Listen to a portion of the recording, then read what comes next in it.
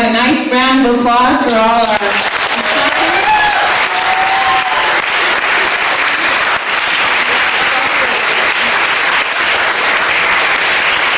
Okay, I think you all know them, but I'm going to go through the names anyway, and just give a quick introduction. First, I have Leonard Westerlund here from Sweden, founder of the Rhythm Hotshots, one of the founders, and next to him, we have Åsa Palm, another member of the Rhythm Hotshots. Helena Norberg, founding member of Swedish Swing Society. Catherine Lundgren, did I say that right? Close? Lundgren. Okay. Another founding member of the Rhythm Hotshots. Matthias Gutmark, member of the Rhythm Hotshots. Chazz Young, tap dancer extraordinaire. Mr. Frankie Manning.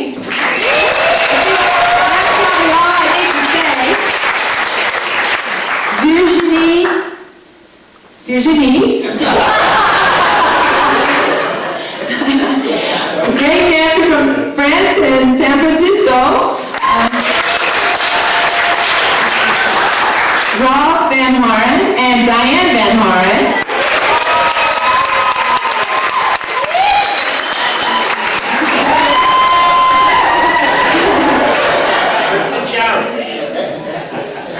Stephen Mitchell, citizen of the world.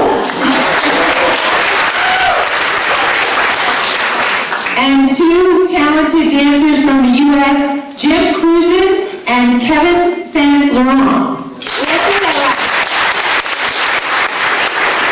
Okay, before we get started, I would like to thank a few people who helped me out, and I picked their brains a little bit. Jim Cruzen, Elaine Hewlett, and Judy Pritchett, thank you for your assistance in letting me speak with you and get some ideas for this.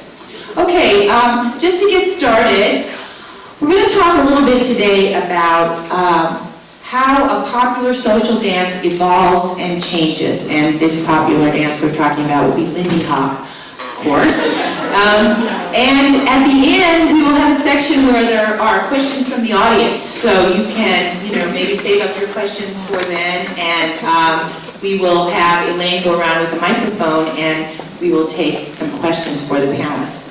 So to start with, I wanted to just kind of set the stage a little bit by saying, if you think about a popular dance that comes from a certain music that exists, then once this dance exists, we can think about the impact of different influences on that dance. You can think about individuals, either as dancers or instructors. You can think about the music. You can think about various communities and how they influence what happens to a dance. And just to give an example, for example, of the communities in this revival, for example, that exists right now, I think that perhaps earlier on, the Swedes as a group were very influential. Now, there were other people at the same time that were also rediscovering this dance, and Stephen and Aaron were some of them, and there were people in England and other places.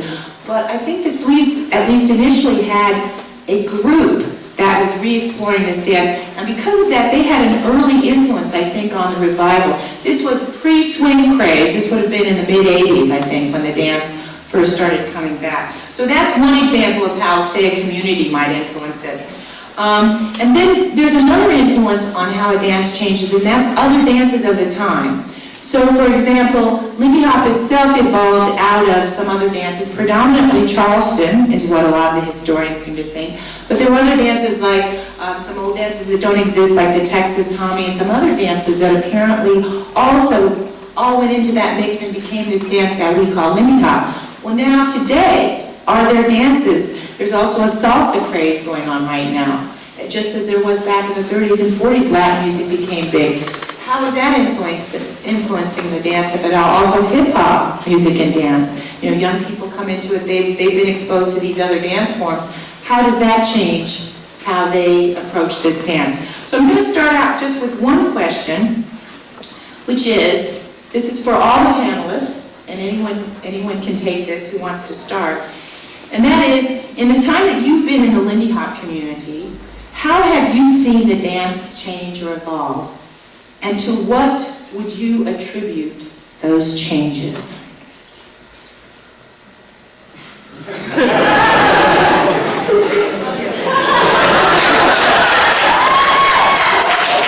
Well, I guess I'm the senior citizen up here.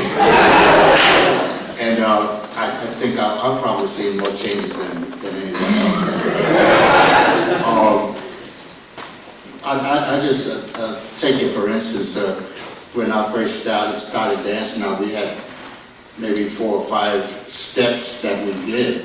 But as people began to learn those particular steps, say for instance, just a basic Charleston step, maybe side-by-side Charleston, or a tandem Charleston, which the word tandem wasn't even created when I started dancing.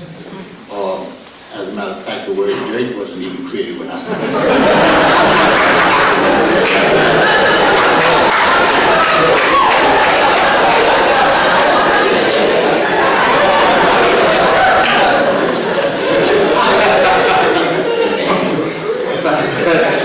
But anyway, we were just doing, say like just a basic, we just call it back Charleston. And but now there's so many different variations on that particular step. And I think all the steps that were created or started back then, they have been maybe recreated, or there have been versions of those particular steps, and they're done in different ways. But that's attributed to the way the music has been played.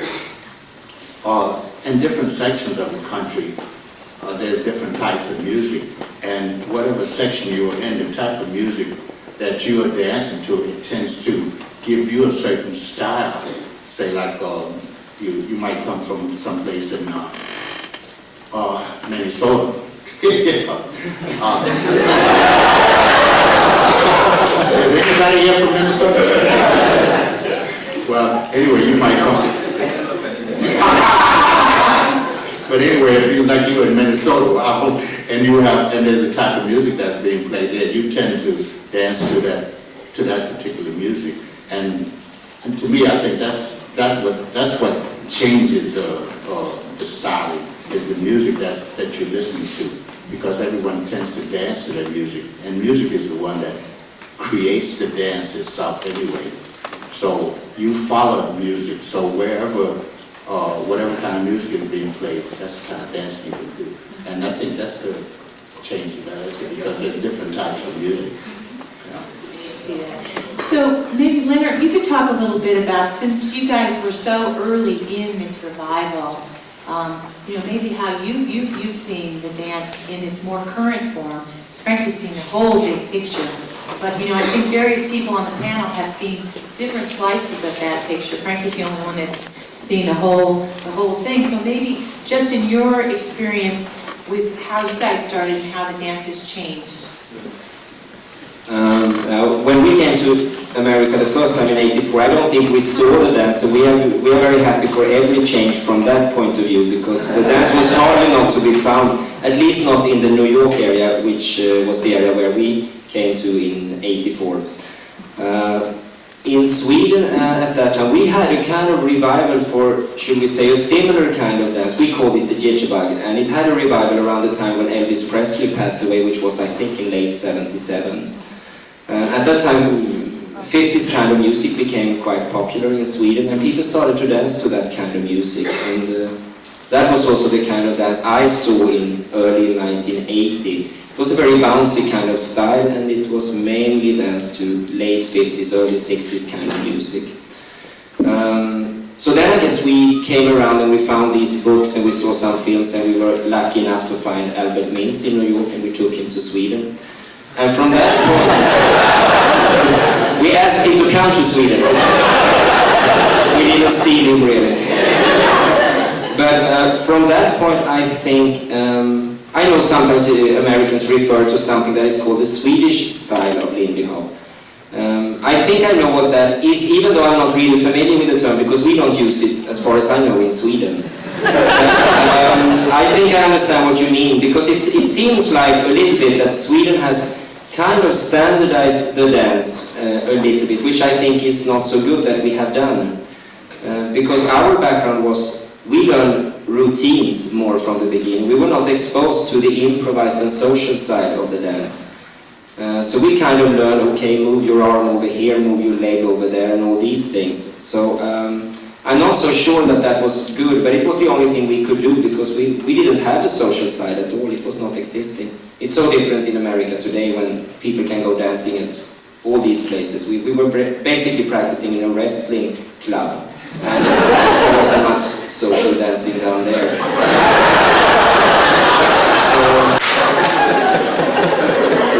So I don't know if the Swedish style still has an influence, because I think in America it has changed so dramatically the last 5 years, and to me it is such a good change, because what is happening here seems to be that the improvised, the social side of the dance is alive, which is something I must say we have never had in Sweden. So I think the Swedish style is something I would like to reduce the value of a little bit, because it's only a fragment of the whole dance, in my opinion, because we don't have a social side. So there are so much more to see in America today, in my opinion, because you have this, it's so alive from different aspects with different styles that we don't have at all in Sweden. So that's a little bit of the background of the Swedish side of it. Well, I know that you've been dancing a long time too, and I'm sure you've seen a lot of changes. You want to talk about, like, I know you were also someone that, I think fairly early on, I mean, I remember when you were teaching Balboa years ago in Sweden, and they hadn't seen it. So you also were involved in some of these related older dances that, you know, Shag and Balboa and these other dances that now are becoming in vogue again. But, you know, the early days of the revival were not. To go different directions. So maybe you could talk a little bit about your perspective on how you've seen that.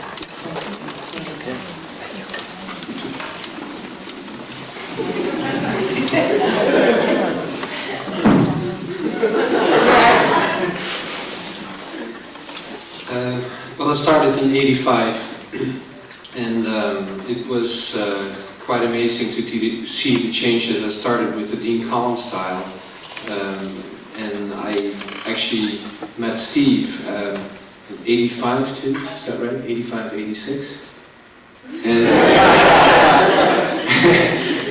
and yeah, it's kind of amazing because I had a chance to kind of be around all these old-timers on the West Coast, and it was so amazing. We just talked about it this afternoon with a few people, and you know, hanging out with them at the club called Blobby McGee's in LA, and you know, we would go and visit and just be amazed. You know, guys would come in with canes and put their canes aside and jam and just smoke up the floor. It's just amazing what I saw, and you know, we talk about jams and we do jams and come spontaneously sometimes and sometimes not, but they would last for 2 songs. Well, they would do 2 jams in a Sunday afternoon and each 15 minutes long.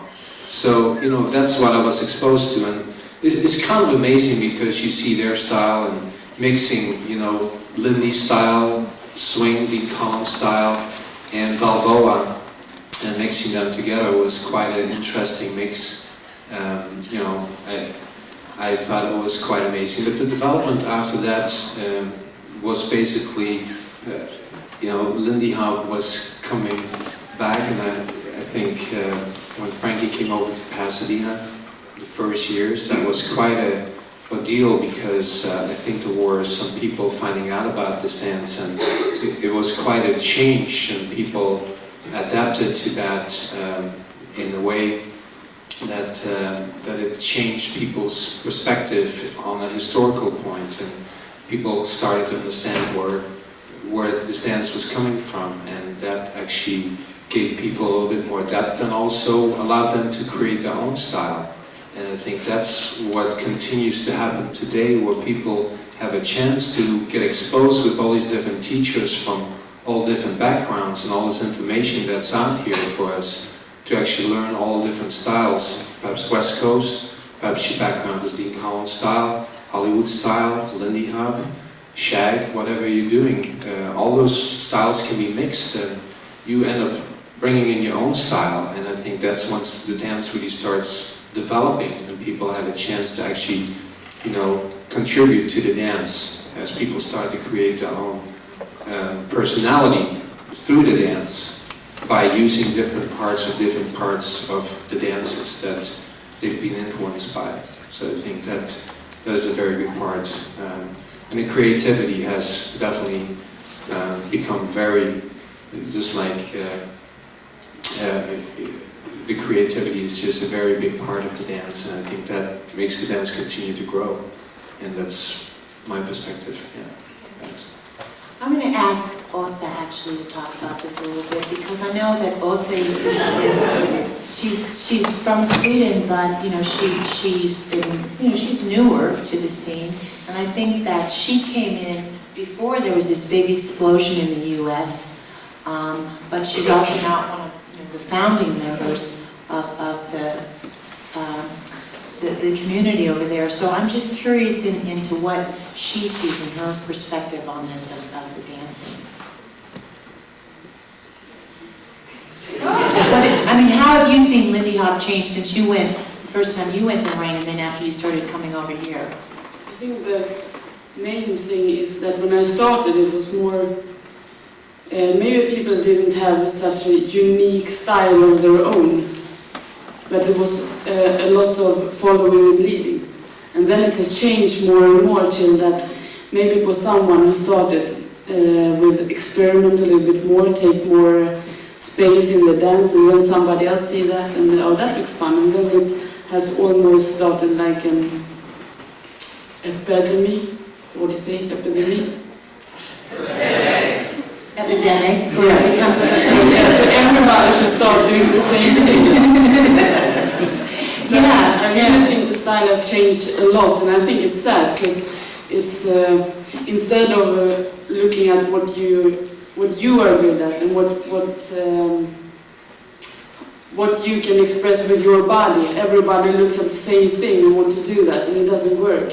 And before getting comfortable with the music and how to express yourself with your body, you go a step further and do things you see others do. So you think people are copying each other now? Is that what you're saying? Or Yeah, definitely. Yes. But now I mostly look at the ladies, I think.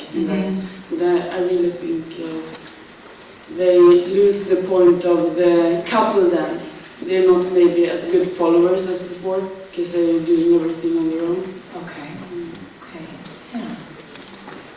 Okay. Anyone else want to take that one on? Okay.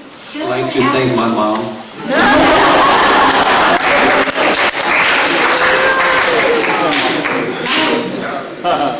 Yes, Chazz, please. Yes, I have been observing a lot of the Lindy and some of the changes, and what I have noticed and what I enjoy watching, the youngsters, they have gone a step further with the hip-hop and throwing some swing steps in there with the hip-hop. So that's another extension from the Lindy Hop with the little hip-hop along with it. Thank you very much. That's great, Chazz, because that's a good segue into my next question, which was, when a dance changes, sometimes you lose something when you gain something. And as Frankie said, the music is what creates the dance. And so a lot of the DJs today are playing some different music. They're playing a bluesier music that makes people not want to do their Charleston as much because it's too slow. So a lot of that Charleston repertoire is going up.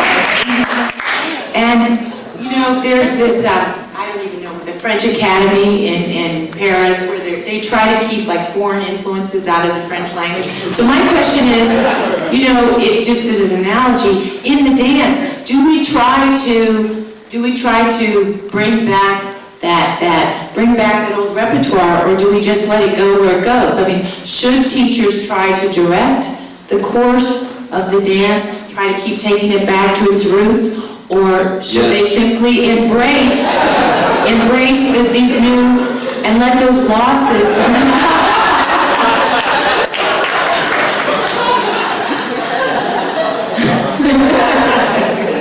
or should we, does Charleston just go then? Do we let it go away if the students aren't doing it?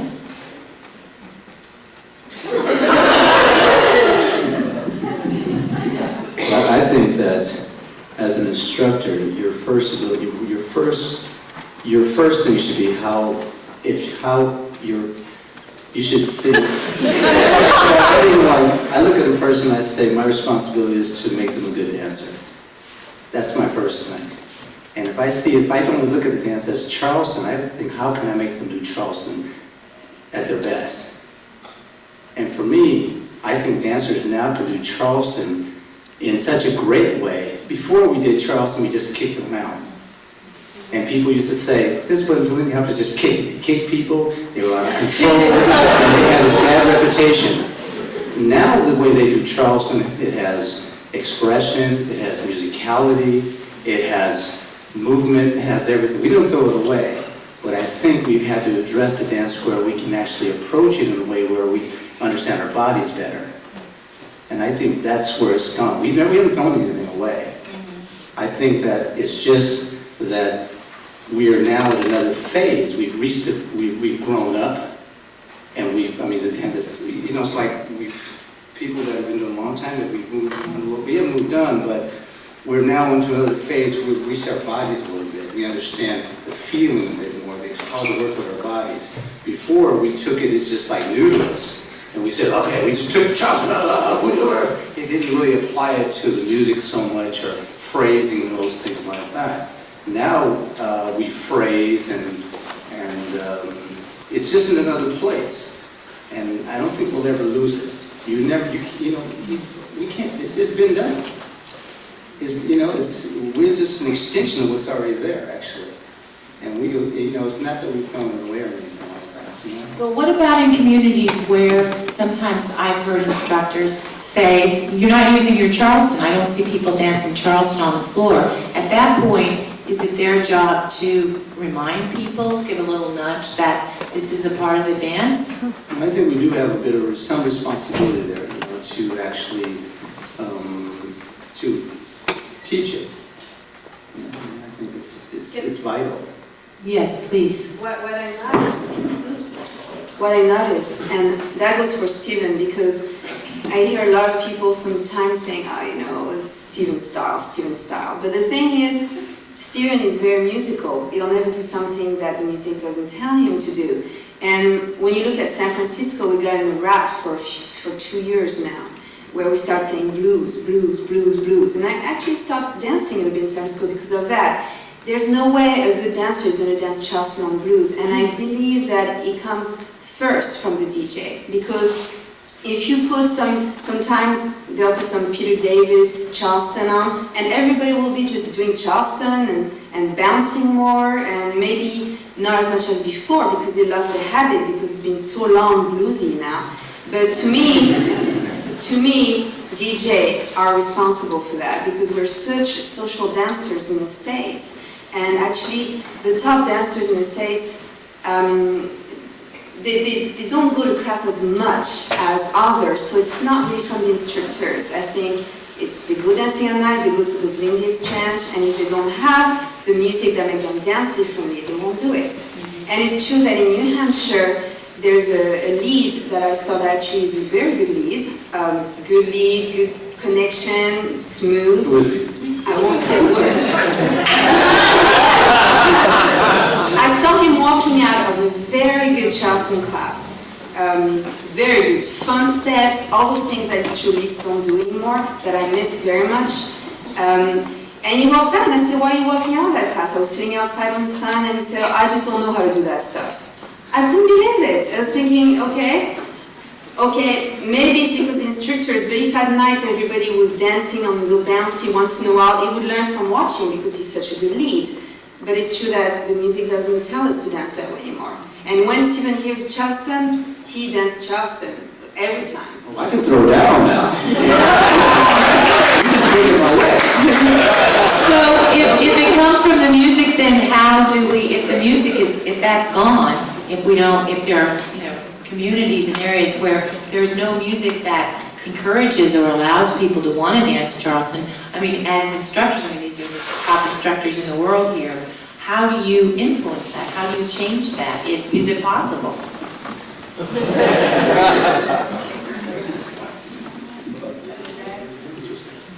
I think there's a major responsibility, and I think DJs and people that play music have a major responsibility to mix things up and allow people to feel different things in the music and allow it to express themselves. So that's the development number one. I think number two, I think we need to not lose a connection with our partner, and well, it's connection with the music, a connection with our partner, and using a framework that's perhaps a little bit more traditional. I think we shouldn't lose that. So it's good to have the dance change, but I don't think it's good to lose that original connection, what Lindy Hop is all about. I think that's sometimes forgotten and sometimes taken a little too far to the extremes. The creativity can be taken a little too far. So I think that is something that I sometimes don't agree with, and well, I don't encourage. I think that traditional framework is something that will help the dance to maintain its looks without hindering it to grow, because I think creativity is very important. But I think the most important thing is that we play the right music for everybody to actually develop on any level. If it's Dean Cowan style, Hollywood style, shag, or West Coast swing or East Coast swing, Lindy Hop, whatever it is. I think we need to play a mix of music so everybody can develop in any style, feel what it feels like to dance to different music, and not be one-sided. So I think that's an important part.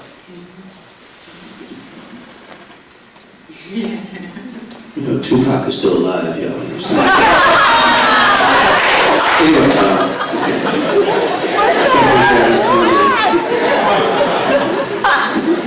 Don't make Philip James Brown, no. I think, here in the States, we've gone through some these past couple of years, some big transitions, and especially when Hollywood style became very popular, and I think it were like little mini wars, at the beginning, like, you don't dance with this person, people chewing gum, we can't dance together. It was all those things that were going on for a while. And I think we had to really try to survive that. The dance was, we were hanging on the edge for a second, like, how are we all going to get out there and dance together? Here in the States, it's like, okay, if you did this, then you didn't do that. If you didn't do this, you couldn't do this. And now I think we've had to deal with that in the States a lot. How we're all going to be able to dance together in one room. Really, and if you were judged on whether you did, or you were what's it called, a Savoy dancer, so I can't dance with you. I mean, and truly, I love where the dance is right now, because I think we all can dance together. Before, we really couldn't. We would not do a whip. A whip was considered taboo. It was considered taboo in 1990 when I tried to teach it in Seattle.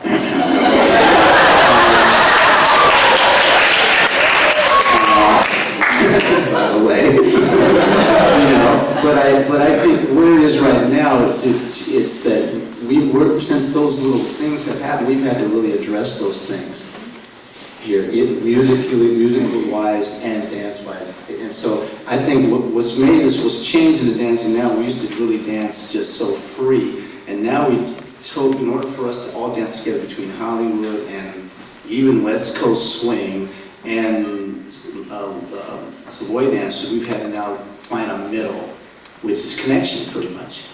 That's pretty much what we've changed. And that is probably where the music has slowed down a little bit in order for us to do that. And that's pretty much, when you really look at it, I think that little change in music, in order for us to do that, to make that happen, it has brought about that change. For that. I would like to hear what some of Kevin and Jim, as newer newer dancers on the scene, what their comments are on this a little Maybe you bit. just went. I mean, I know you've been holding back all that time, so. Yeah, I'm gonna refer this to Jim here.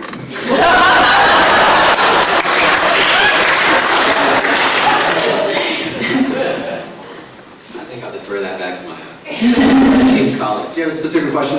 I mean, in your community, for example, Kevin, in San Francisco, that was one of the places where I think that Charleston went away. And in fact, I heard dancers from San Francisco, Charleston was seen as something that was kind of corny for a while. It was like nobody did Charleston. It was considered something that was hokey or something. I mean, do you think that that's still the case? Or Just for a point of reference, I only moved there last January, so I went there a year. So you're very new on the scene there. Yeah, pretty much in San Francisco specifically. Before I moved there, though, I did travel around. I actually was looking for a city that I wanted to move to learn how to dance, to improve, just to really focus on dancing a lot more, specifically Lindy Hop. There, I saw them going away. From what I can tell, a lot of people were moving away from Charleston, what has been referred to here a little bit, because earlier when sort of the revival came about, people were really dressing up a lot more, looking sharp, going out there, they're doing all these kicks and they're getting really wild, and it wasn't going over very well in a lot of other scenes. Specifically, like if you're trying to cross over into other dance forms, people are kind of putting, poo-pooing that, kind of putting their heads down, what's going on over there. So I see San Francisco dancers trying to change that over and trying to become more, less an anomaly and more like serious dancers. And so they pulled back from Charleston and really tried to push the other aspects of Lindy Hop because everyone was doing Charleston. That was really the big push. They wanted to say, that's not all Lindy Hop is. And like Virginia was saying, I agree that it sort of swung the other direction. It's like, whoa. But again, a lot of that it comes from the music. There's specific venues in San Francisco where I go to that there's no way I would do a Charleston. The music is just way too slow. And I have groups of friends that I hang out there, and then I go to other scenes where there tends to be mostly Hollywood dancers, very smooth style, and the music's a lot faster and the band's different, and Charleston's all over the place, along with Balboa and Shag, whereas at other venues, none of that happens. So again, a lot of that has to do with music, and in some ways it's two different groups of people, though there are crossovers. It's really interesting. I guess I'd also like some of the dancers maybe who do hip hop to talk about if they see that influence in, because kids that are coming up who have been exposed to that music and dance form, then when they begin Lindy Hop, do you see that in the dancing of kids? I mean, do you see them using that kind of movement? And I mean, anyone can take this, anyone who wants to. I just wondered if you guys see, because I see movements that seem to come from the hip hop community, and I don't know whether it's deliberate, it just happens, but I mean, how much do you think that is happening? See it all over the place in San Francisco. Yeah, it's big time. I mean, there's a small, intense group of people who are specifically focused on learning hip-hop moves and how to incorporate that into Lindy. And for me, it's exciting. I'm big time, like, anything goes. Okay. So I guess then, from here, I want to talk a little bit about where do we go from here? I mean, I remember back at the Can't Top the Lindy Hop, Frankie's 80th birthday in New York, there was a seminar. And, the big question, this was pre-revival, and the question, it was 94, did I say 84? 94, I'm sorry. And the big question was, how do we get kids involved? How can we get them involved in the scene? Because that was, it was a much different crowd at that time. Well, now that that's happened, the question would be, where do we go from here? How do we keep the dance alive? Or do we need to? Do we need to take any specific steps? Will the dance just continue without any assistance from anyone? Is there a question for me? Yeah. I don't know if I can answer that or not. And your question is, where do we go from here? Yeah, what happens next? Well, let me see what time it is. Well, actually, I feel that as long as you have a feel for dance, no matter what dance you do, you should try to advance at doing it. You know, there's a word that's called, it ain't what you do, it's the way how you do it. So if you're dancing, no matter what dance you do, if you do that dance well, or if you try to do it as well as you can do it, then that's always a basis for advancement. But personally, I feel that you have to have the roots. Everything starts from the ground up. It doesn't start up and come down. You start from the ground up. So you have to have roots. You have to have a basis for everything that you do. Whatever dance that you do, there has to be a base. And if you establish a base, then you have the opportunity to get better at what you're doing. But you first have to establish a base. As I said, it doesn't matter what dance you're doing or what name that you give the dance, as long as you have a base for what dance for the dance that you are doing. So I feel that from what I see, youngsters coming up, I think that the dance is going to get better, because these dancers have come up with so many different ideas about what they want to do when they get out there on the floor. I mean, most of the time they don't even know what the hell they want to do themselves. But when they get out there, they do something. And a lot of times it's in time with the music. And that's true. You know, they get out there, they be doing something. And they say, oh wow, that was with the music. You know, they didn't realize that they were doing it with the music, but they were trying to do something with the music, and they did. And as I said, I just think the dancing is going to go forward. It's not going to go back. But you have to know what you have done before. You have to know, you got to have a basis for that. You've got to be able to dance. You can't start right now and say, okay, boom, I can do this. You have to have a base, and then if you have your basis, then you will be able to move forward.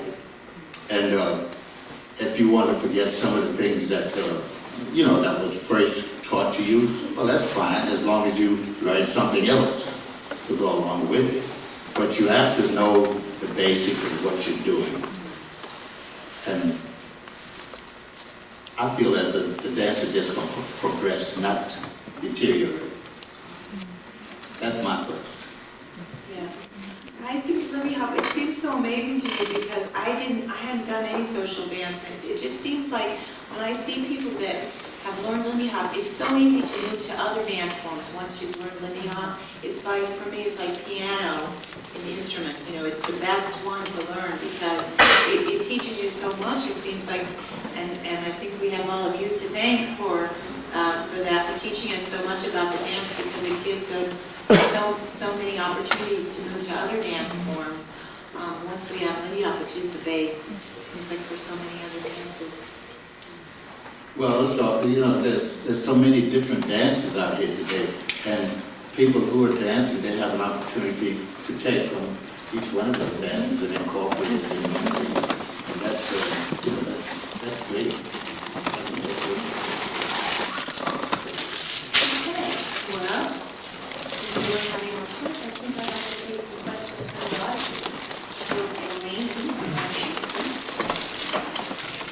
this is a question for any of the panelists.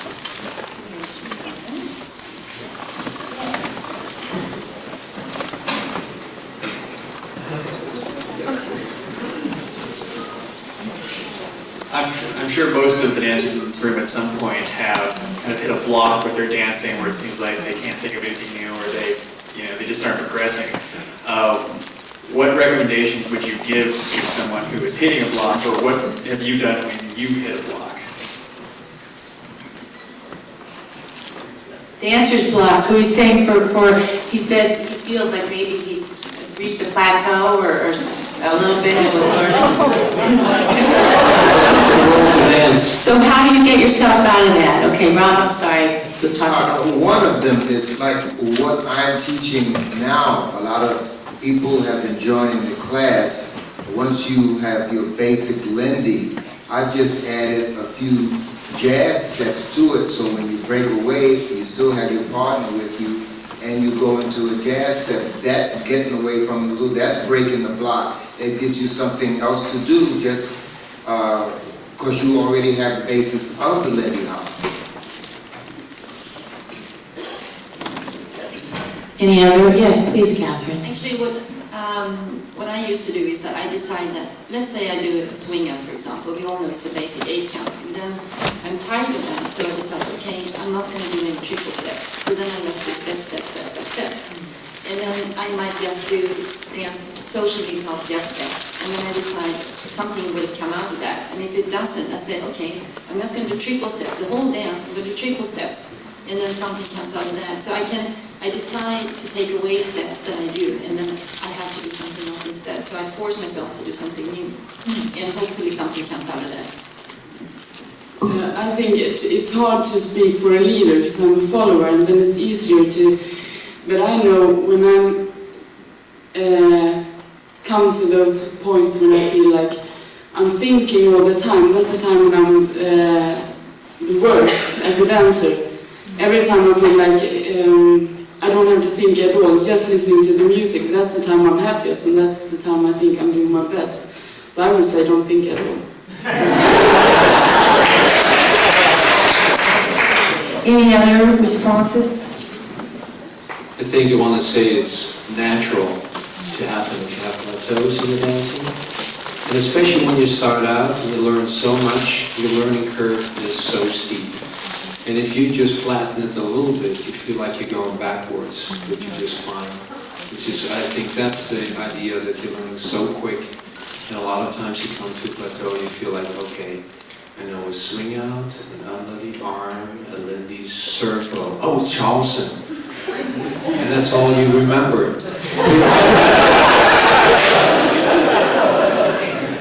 But at the same time, you don't realize what else you're learning. That's listening to the music, working with your partner, working with different floors, different shoes you're wearing, you dance differently. You eat something bad the night before. I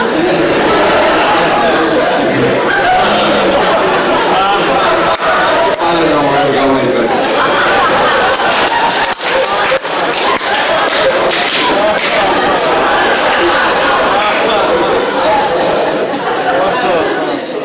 As a follow, I know I can't talk to him because it's not the same, but I also have a friend at home, Jason. Some of you know him.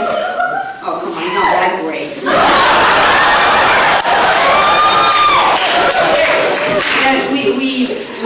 I've done a lot of dance in my background, but Jason is actually a very new dancer, and he's really aggressive about learning other dances. He started hip-hop, and he does it on West Coast now, and we were talking about it the other day because sometimes we reach plateaus. There's some weeks where I feel horrible. Nothing comes out. I don't feel the floor. And we both do the same thing. We go back. We do everything but Lindy Hop. I go home and I go take hip-hop classes and jazz classes. He goes dance on West Coast swing evenings, just to dance on different music with a beat, with a different attitude. Something comes out of you a little bit. For people that take other classes, if you're really brand new in any dance, I don't know if it'll help. But if you already had some history on other dance, I think switching for something else for a while, for a week or two, comes out, something else comes out. Deep inside. Well, it helps me a lot, and it helps Jason. So, if you say so, it's true.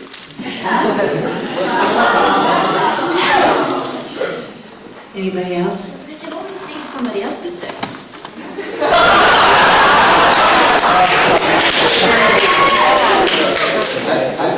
I think that we haven't even found the true dance yet. You know, I think you really found the heart of the dance. I think what you try to do, for me, when I see the dance, it's always too much.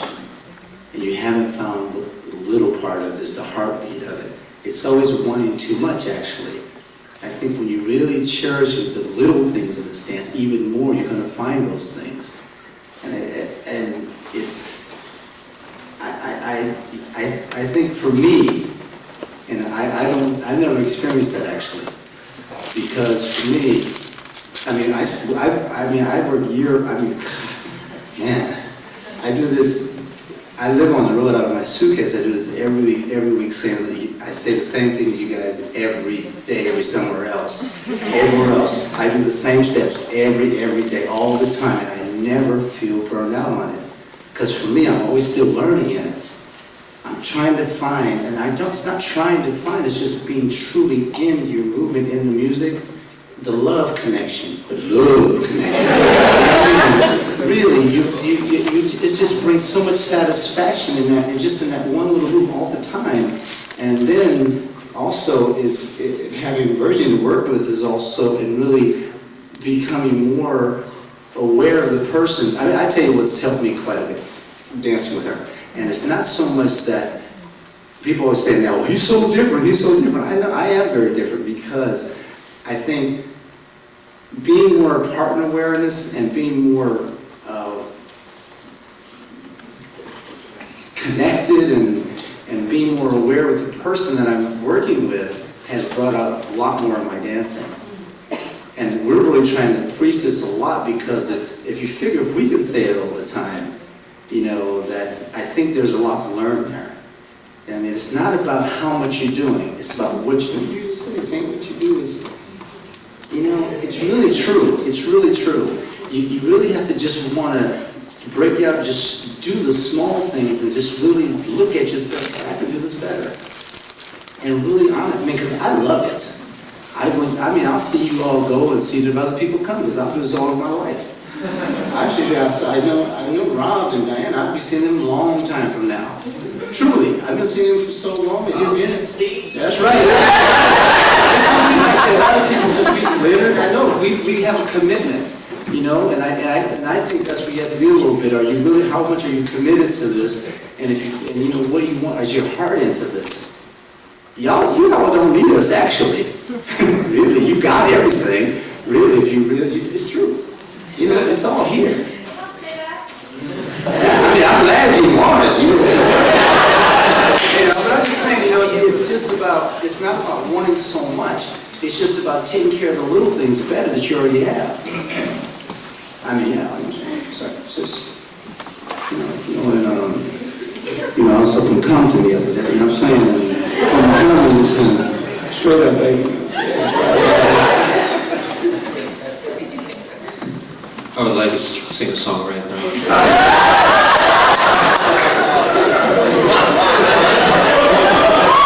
Next question. Let's do the wave, y'all. Do some wave.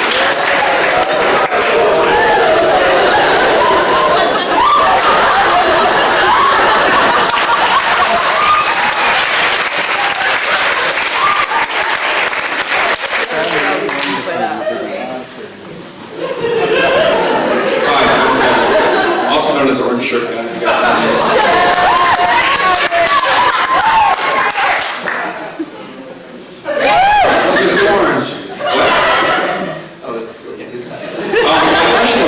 When I first learned to dance, I learned the basic, 2 weeks, and it was like, teach you some turns of being bored with this. And now it seems after a year and a half, we're revisiting the basic and really learning it. And the question is, should there have been more time spent initially? Should the first 6 weeks have been all about the basic? I realize as a beginner, you want to get doing something to go out and dance. At the same time, it feels like, I'm backing up a lot and having to relearn a lot of the things that I never learned initially. So, should there be more emphasis in the basic? Anybody? Yes. Yes. In general, I think your question is if you should have put more emphasis on basics, if that is the most important. I think the answer is absolutely yes. It's always basics. Basics is absolutely the most important thing all the time. I think in general the problem is that people are so excited about Lindy Hop because it's so fun that after 1 week you're intermediate. And then until you're advanced, and it's natural because it's so fun. So you just collect all your steps you can find, and then but then you forget the first step. And that's why, if I may go back a little to what you asked before, I was too shy to answer. I think it's very important that people that like us actually that sits here continue doing the basics. They continue doing what Frankie has been teaching us, and I think it's very important. And I include everything of these basics, not just the triple steps now. I'm talking about point and curls, for example, things like that, very important. And shake hands behind the back, stuff like that, very important. And as long as this stuff exists, as long as that stuff exists, you can also develop from that and do your hip hop stuff and other stuff. But if we disappear, then the basics will disappear, and then you will have nothing to learn from. Basics, yes. Any other responses?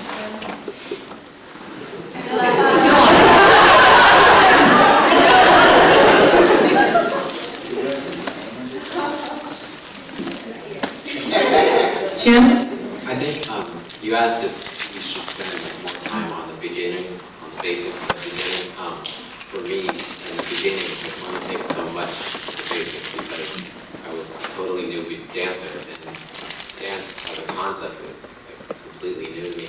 So I couldn't get what I'm trying to tell people about the basics now at that point in time. So it's like if you could have harped on for 6 weeks about basic swing out and told me all the things that I'm trying to communicate now, and I wouldn't have got any of it. So it really wouldn't have served any purpose. And I think you bring up a really valid point that as a teacher, we have to give you enough that you can communicate with your partner and get out on the floor, because it's the love of the music that's going to keep you dedicated to that basic.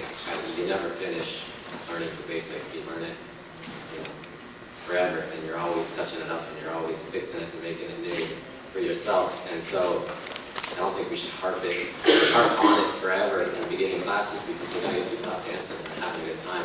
But I don't think people should ever feel like, okay, now we know the basic, let's move on, because you never know the basic.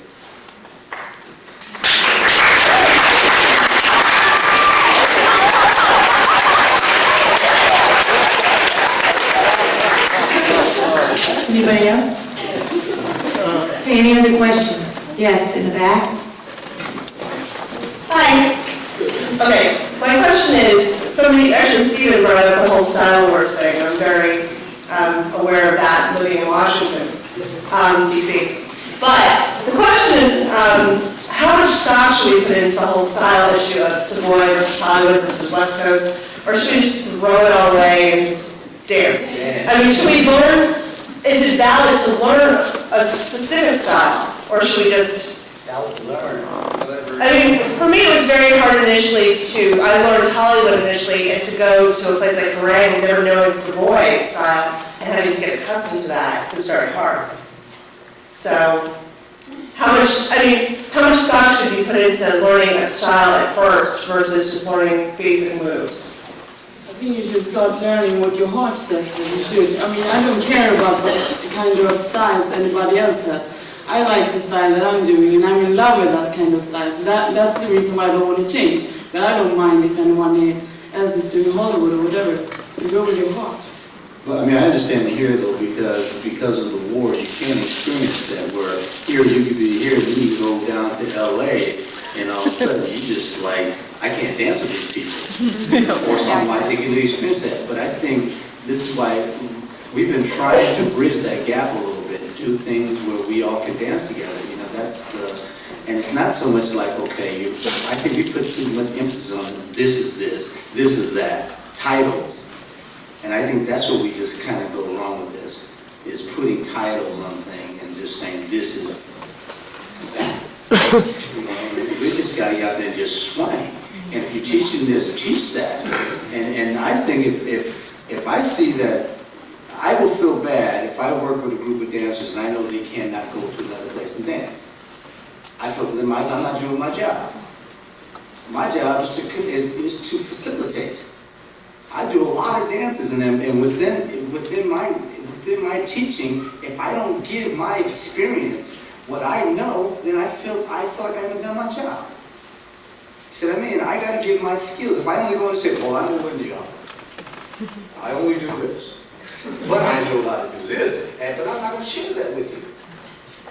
then I'm not gonna make that, that person's not gonna be out there able to dance. So I mean, because I have the possibility, I can do West Coast swing, I can do those things, but within my class, I should teach those things. Those are survival things. That's gonna allow you to go out to LA and dance, and you say, oh yeah, because I can do that. But I shouldn't say, this is this, and this is that. I should just teach it and not give it titles.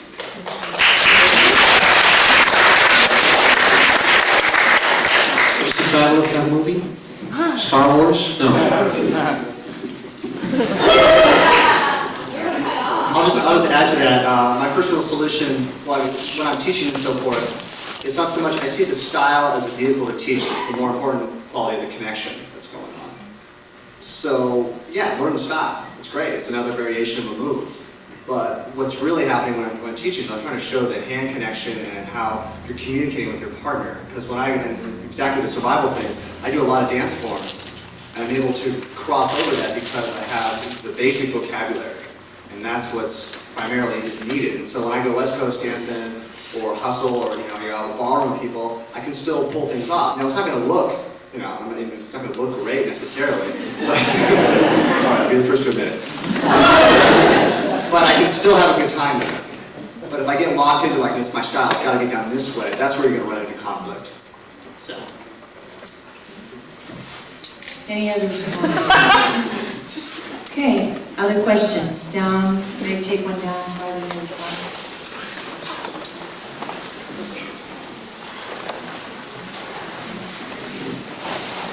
I have a question about live music. I think since you've been talking about music and DJs, I want to ask a question about live bands. I think most of us have been fortunate enough to be at a live performance where there's this amazing interaction between the band and the dancers. And it seems like in a lot of cities now, really hardcore Lindy hoppers are more interested in going to the venue that has the best dance floor or that costs the least amount of money, which is valid if you're going out many nights a week. But I'm just wondering what your thoughts are about how we can continue to promote live music so that we can help this dance evolve with that aspect of it.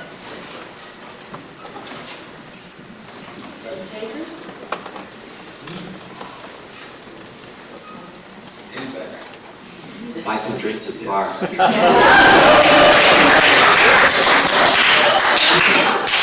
And not water. Okay, Frankie, yeah? Oh, anybody else? Anybody? Okay. Actually, I have one. I would just say, broaden your personal dance styles so that when you go out to a band, you're able to dance what they're playing. Oftentimes I prefer DJ music because I can get varied styles and I can change up my dancing all night. Sometimes when I go to one particular band, it's Charleston all night, right? Or I go to another band, it's funk, it's like, okay, it's West Coast time. So by broadening my dance repertoire, I can then enjoy multiple bands. But I find basically a band cannot be as varied as a DJ can be. Sure. Okay, anybody else? Yeah, I think that I always wondered why, when the scene is so strong, why do you go give your business to a guy that has no clue what you want? And then you complain. You go find a club, but you actually have power. But you will go to this club and you'll say, man, we want the band, but you have to have so much opportunity to find a little school, to find a little something, and then hire a band, bring them in, treat them well, and then you can start your own little thing. You've got power. But I don't know why you always go to those fine little clubs and then you complain about the smoke, and then they're going to tell you you're not buying enough drinks. Y'all don't drink, and y'all don't smoke. You know that. And you know that already. And that's the first wall you hit. And the band, you know what I mean? And so you have all those things to deal with already. And I always, why don't y'all start your own thing? Bring the band in, for them to put a hat out, they'd be happy because they don't make anything anyway at these gigs. They don't. Bands, they don't make anything. These gigs don't get paid. And you guys can go, get a hall, man, on Sundays, on Saturday, during the daytime. You don't dance today, y'all travel, you dance today. And so pay, put a hat out, put $1 in, $2 in, $3 in. You got your a bumping gig. I'm serious. The band will love it. You have your own control. Support your local musicians. Yeah.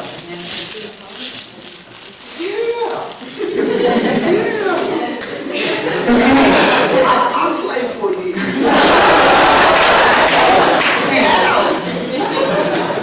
Put Frankie on drums.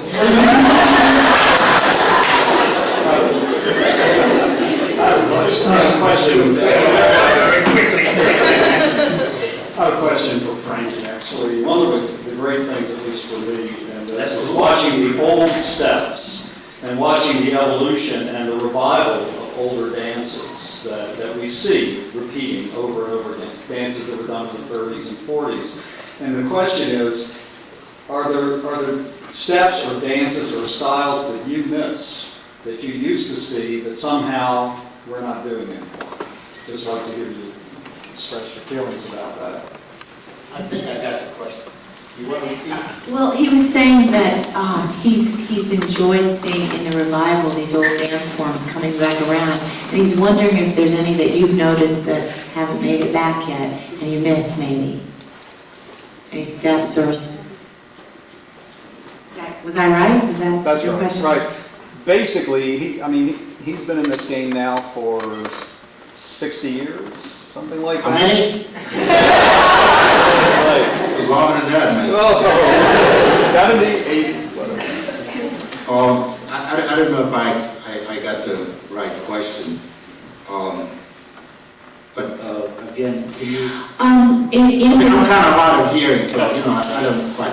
In this current revival, are there any dances that maybe haven't made it back, or steps from the dance that haven't made it back that you miss maybe seeing? Well, I guess there are a few dances that didn't make it back, but one in particular that I know that we used to do at Savoy Border was called a Peabody, which was like a ballroom dance, and that hasn't made it back. But I've done it a couple of times with Norma Miller, and some people have seen me do it and say, "Hey man, what's that?" I said, "Well, it's just Peabody, and it's not a swing out dance. It's a partner dance. It's done mostly in ballroom where you're always close to your partner. There's no release and there's no open positions in it. But that is one of the dances that didn't make it back. There might be quite a few that I can't remember, but I don't know what to say. That was the Peabody. I think it's time for the Peabody. Maybe we should see it sometime. Yeah, well, maybe sometime I might do it. Okay. I mean, I think Virginie might be able to do that.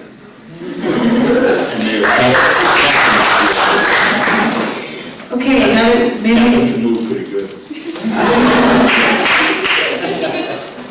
Maybe one or two more questions. I was just wondering, sorry, no voice. Okay, I was just wondering what your first reactions were when you saw Lindy Hop, like you were beginning, or you hadn't even known it before, what you first thought when you first saw it. I didn't get the question. Lelaine, could you repeat that for us? She just wanted to know what all of you guys thought about when you first saw Lindy Hop, what you thought about it, and your feelings and your reactions of the dance. How all of you first, your responses when you first saw the Lindy Hop? When I first saw Lindy Hop, was at the beginning. And I thought it was the greatest thing that ever happened in my life, and it turned out it was.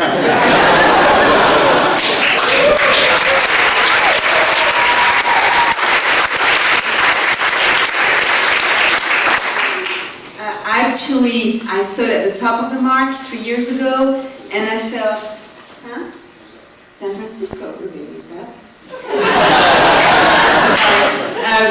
And I felt so in love. I had stopped dancing for 7 years, and I never thought I would dance again. I was married, good little wife at home, you know, working hard, cooking, and dancing was over. And I saw it, and I couldn't sleep for a whole week. It's like something clicked. I couldn't describe it. And actually, my first class, I was talking to Rob and Diane about it. It was too. You know, I went to Broadway Studio, which was the place to go then. And they're the teachers. They're teaching 350 people, or some outrageous amount of people. And I learned all those basic Charleston, those cute moves that, you know, we put on the side for a while. And it was the best thing. And after that, I moved on to Stephen's workshop, which was really, that, you know, opened even more my mind to what, you know, I was never taking, well, I was doing, it was different. It was like everything came back, because Stephen opened my mind to also the ballroom training I had. I could put it in there, you know, I could adjust it. So to me, I never seen that, and it was pure love, right at first sight. Pure love. Yeah. I just want to say, when I was a youngster, I went to a dance with my mother, and she told me, when I finished dancing with her, she said, "Frankie, you'll never be able to dance." Yeah, that's true. She said, because you're too stiff. But then when I saw the Lindy Hop, I showed my mother that I could dance. And well, 10 years later, when I happened to be performing professionally, and she came to see me perform, and after the performance was over, I said, "Well, do you still think I'm too stiff and I can't dance?" And she looked at me blankly. And I said, "Well, you don't remember saying that to me, that I'll never be able to dance?" She said, "No, I never said that." I said, "Oh, yes, you did." But Lindy Hop really changed my life. I mean, it's nothing like it, man. I think it's changed everybody's lives. Yeah, some of you guys. Very good, because you happen to see how's the popping in. Yeah, I'm not talking for all of us now, but some of us that were around in the early 80s, we did this dance for this bouncy kind of dance that were around in Sweden at that time. It wasn't much of rhythms there, it was just a couple of steps, and we were moving back and forth. Someone found that book, and it was a little list with films at the end of the book, and one of them mentioned was Elsa Poppin, and I remember clearly it was the 10th of April 1984. We had a choice that day, and it was not a bad choice, because at the amusement park in Stockholm that night, Ella Fitzgerald was performing. At the movie theater, Elsa Poppin was going to be shown, and it was mentioned in that film list. We were sitting there, Ella Fitzgerald, Elsa Poppin. Finally, we decided, okay, we'll go for Elsa Poppin, because this might be something. And I remember it clearly. We saw that film, and it is a little clip with some kind of Lindy Hop, and it's more the Dean Collins style in the beginning of the film. And we thought first that, wow, is this the Lindy Hop? Is that all that there is? Because we have heard about this film. And then after a while, of course, the real sequence comes on. And I don't think I ever had seen something that was more impressive at that time. It was me and a friend of mine. I think we decided immediately we have to go to New York and try to find some of the dances that were in this movie. And I remember it clearly. We went out of the theater. It was raining quite heavily that night. And we stood there and we were so excited. So we started, this was more or less in the middle of the night. It was 11:30 something. We started to phone friends to tell about this thing that we had seen. So we were trying to describe the Lindy Hop over the phone to these people. However, we bought tickets, we left for New York, and since then nothing has been the same. I worked at the bank, I quit.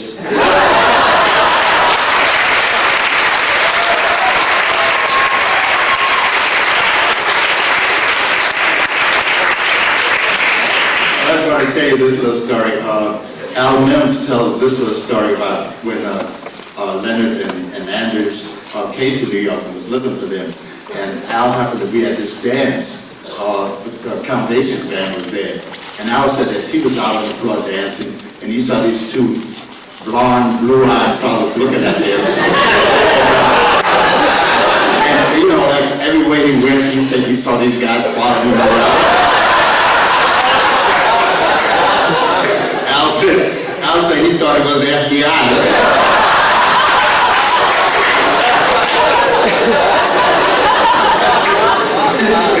He said eventually they came over to him and said, "Are you Al Mims?" He was kind of reluctant. He said, "Yeah, who wants to know?" So then they said, well, you know, they gave him the name. They said, well, we're from Sweden and we saw you in the movie. And Al said he breathed a sigh of relief. That's how he went.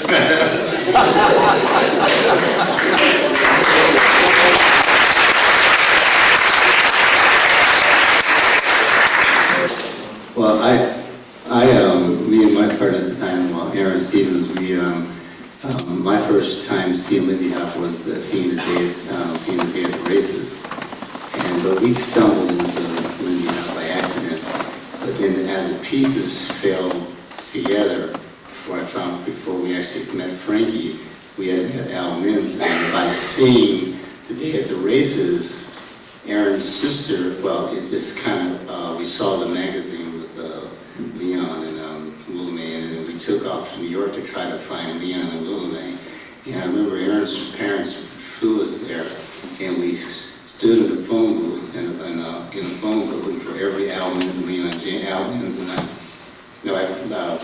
Leon, Willamay, and Richard in the phone book, and we called every name in the phone book, calling every name until we finally called Sandra Cameron's studio. And she said, and we just said, looked at Sandra Cameron and said, well, should we call this number? And we called and we said, well, is there any Lindy Hopper's there teaching by any chance? And said, well, there's a guy, Al Mintz, teaching here. Well, okay, who's Al Mintz? And I know at the time. And she said, well, you can, well, here we give you his number. And we called Al Mintz, and he had a dog. Barking in there. You know, he was like, hello. He had a little, like, very soft. And I remember meeting this guy, and we didn't think anything, because we hadn't seen anything. And we met him at Sandra Cameron. He said, go in the studio and dance for me. We went to the studio, we danced, and because we had this LA thing going on, mixed with West Coast and little thing. And the first time he saw us dance, he said, well, don't change anything. We were like, what? Don't change anything. We want to learn. We saw him Day at the Races, and we were all excited. Oh, we got to learn this dance. And so he told us at the end of the lesson to go to the Lincoln Center Library and see the Spirit Moves. We saw it, and then we saw Hells Are Popping. And we saw, and then we looked in all the catalog. We saw Frankie. We saw, because we still didn't know who you were at the time. But we saw who Al Mintz was. We saw him. We came back. We were like this. And we got back. But the thing is, when we got back, it was the first time we saw aerials. And we wanted to learn the aerials. So we got back and we saw Al, and he was very fragile at that time because he had been jumped on in the subway or something like that, and whatever. And so he really couldn't teach us, and they didn't count. So we just said, okay, do this, do that, do this, do this. And all right, and he showed us a couple of the aerials and worked it for a little while. And then we left after working with him, and then somebody called and said, you know, there's a guy named Frankie Manning. And we were up at Temple, because we had been working, we saw Hells Up. We were like, we're dancing. We said, we're going to wait, so we were going to meet this guy named Frankie Manning. And so we took off to New York, and we went to this party, so we all descended on New York at one time, Ryan, Francois, and everybody else. And you guys weren't there? No, you guys weren't there, but everybody else was there, Jonathan, Sylvia. Anyway, so Frankie was standing in the corner at this party on the side. He was a quiet one. Everybody else was real loud, and Frankie was just like standing like this, and we wouldn't dance. We wouldn't dance because we knew he was there, but he wanted to like check us out.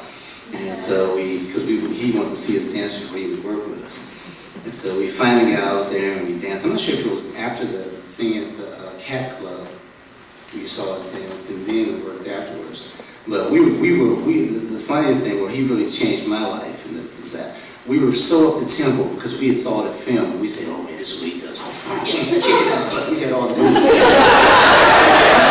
I remember Frankie he said, okay, he'll work with us. He picked us up. We went to his house, and we were like this.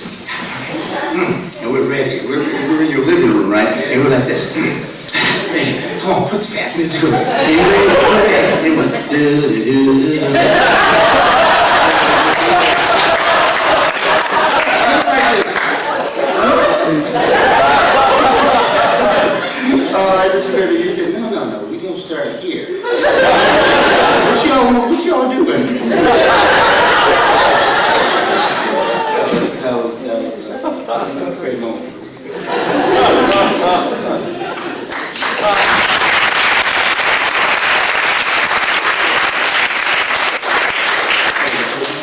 goes back to the basics, folks. Okay, anybody else? Because we're gonna get down to the end here. I think any other responses to that?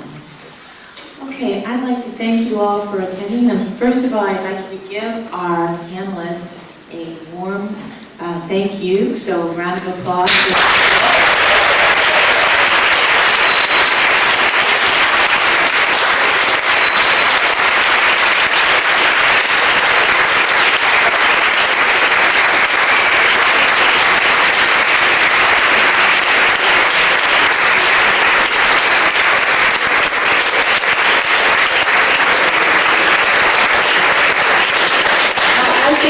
Fascinating, and thank you all for sharing that with us, because it was just riveting for all of us, so thank you very much. Don't forget about the dance tonight. Just about all of Seattle's performance troupes are performing tonight, so make your way over there, and we'll see you on the dance floor. Thank you.